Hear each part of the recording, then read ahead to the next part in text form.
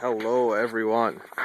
It's been kind of a long time since I've updated, mainly because of disaster after disaster after disaster after disaster. I'm gonna touch on a few things on this gorgeous day. It is freaking 40 degrees. Oh yeah.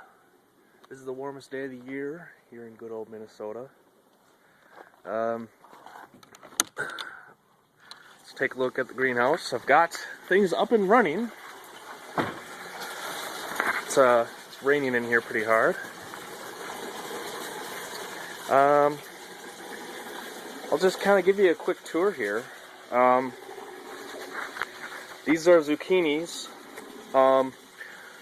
It's been a little cold though, so they haven't taken kindly to the treatment that they've been getting. Cantaloupe here. Again, this is either a nutrition deficiency or it's just the cold weather we've had. I don't know. But here's some snow. I'm just trying to fill up the pond more. And hey, free rainwater. It's just melting down into the plant bed. This is also where I have some spinach seedlings. I have to dig down pretty deep to find them though. They're somewhere in there, I promise. Yeah. Anyway,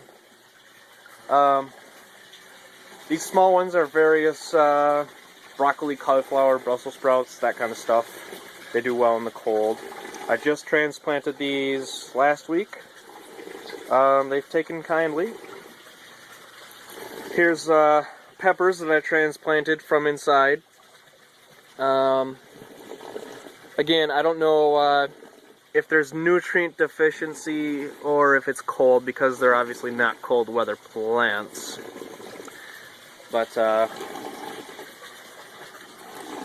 my bell siphon right now, it's emptying. 74 degrees in here. The humidity's kind of high though.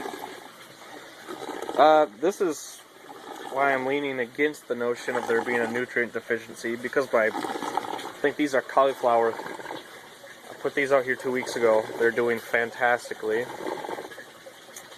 These are sunflowers. They're going to be 12 feet tall when they're done, so obviously I'll be transplanting them when I can. And then, yeah, these are garlic. So I just kind of put a garlic in the gravel and it started growing roots, and so I separated the cloves and I planted them individually, so it's kind of doing really well out here. And then this is the pond. I have a small amount of water in there because, well, the less water you have, the more nutrient saturated it is. But either way, there's just not enough fish in there right now. I have goldfish and one koi somewhere in there. It's not enough to just, you know, there's not enough poop going around. But yeah, there's a venturi. I put a piece of a towel with a zip tie. It has to be a neon zip tie or else it won't work. And I got venturi going. I don't know if you can see the fine bubbles, but got that kind of perfected. Even when I cut off the water to the filter, so 100% of the water is going to the venturi, still got a fine mist of bubbles. No big ones, just a massive amount of fine oxygenation. I plan on having a lot of fish in here, and fish like to breathe. So, yep. I usually keep this down because that cuts back on the humidity in the greenhouse. And then here's my solar heater that I made. Basically, it's behind glass, plexiglass, and then I spray painted some soup cans. Actually, black olive cans and bean cans, if you want to be specific. They absorb the heat, and then a 3-watt computer fan that I wired to a Super Nintendo cord. That's plugged in and stuff, so the air just kind of comes up and goes out that pipe, and then it comes out as fairly warm air. It's not as effective as it could be in the greenhouse, is my guess. If it was outside, the temperature difference would be much more, but certainly helps as far as getting the heat going. So that's kind of the quick tour. I'm going to try and talk you through a few of the problems I encountered, because they were really big ones. Pretty awful. The problem started when I was using tap water to put into the pond, and I was just using chemicals to get rid of the chloramine, because chloramine doesn't just come out of the water eventually like chlorine does. Chloramine needs to be treated with a chemical or a type of acid that's in oranges, but I didn't know that. But anyway, I had to empty out the pond. So I emptied the entire pond, except for about 2 inches. And then I filled the rest up with snow, because hey, that's rainwater. Score. Kill all the goldfish in that process. Apparently they don't like going from one extreme temperature to another. So that was, well, I felt a little bad after that. Hindsight. But anyway, the 80-degree water that I had was gone, and I now had 32-degree water, or 0 degrees Celsius at best. So what happened is that cold water into the barrel, and then overnight we had the coldest night like ever in the world. No, not really, but it was negative 25. So what happened is the valve that I had down here cracked. Don't know if you can see those cracks on the top there. It cracked, and the whole pond drained out. It didn't take long. It's a 2,400 gallon an hour pump, and it went all over the ground. So I came out in the morning, and it was an ice rink. It was about 400 gallons of ice on the ground. So all that water and goldfish killing and snow shoveling into there I did was wasted. So that was cool. So instead of a valve on there, I just put some silicone and a cap, and that's never coming off ever again. So that just really sucked. Also, the one that gave me the most trouble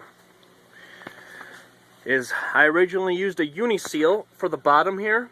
Now it's a bulkhead fitting, and I'll tell you why. A Uniseal in this kind of grow bed with the pond liner on top, the water is able to leak past the pond liner and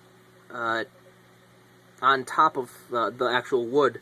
So there was water leaking from the bed all over down here. We used the Uniseal down here. We should have used a bulkhead fitting.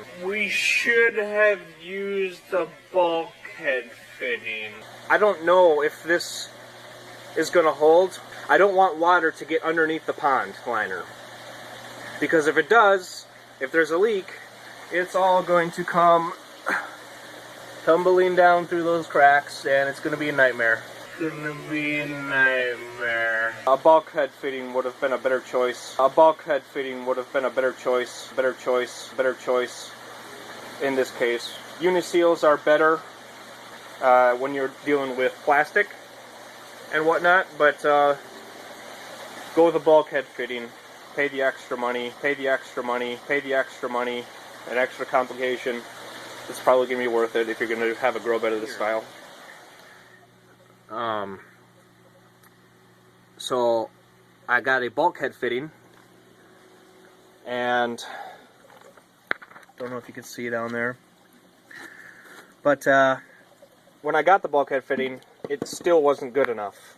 The rubber washer that it came with did not do a good enough job of covering up what I needed to get covered up, so water still leaked past. So I kept having to empty out the plant bed of water just to try and make an attempt at fixing it, and I ended up just buying a bathtub drain, or a bathtub seal drain plug thing, and I cut a washer out of that, and I used that, and that worked.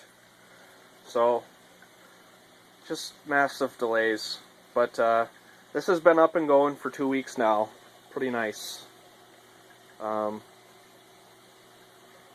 Yeah, those are the issues.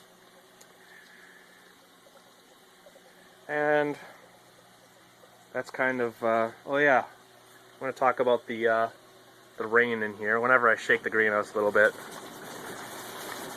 it starts pouring rain.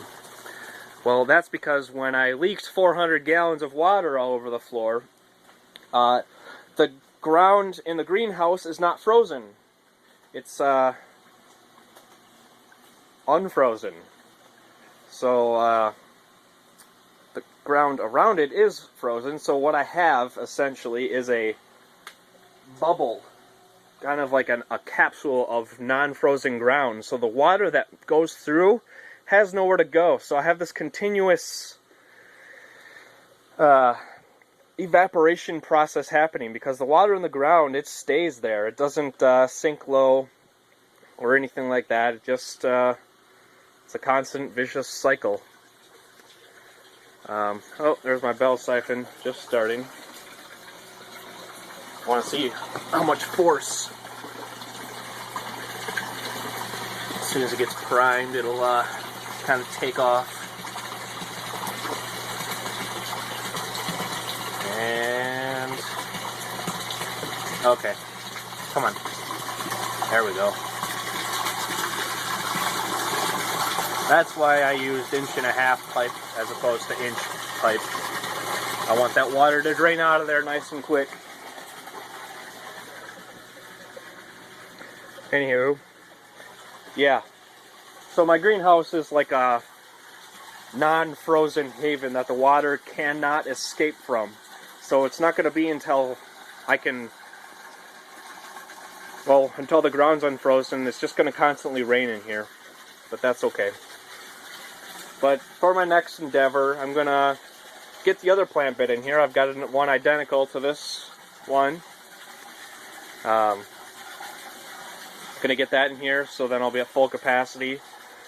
Right now, I've got in the ranks about 35-40 tilapia, consisting of multiple generations, ready to go into the pond.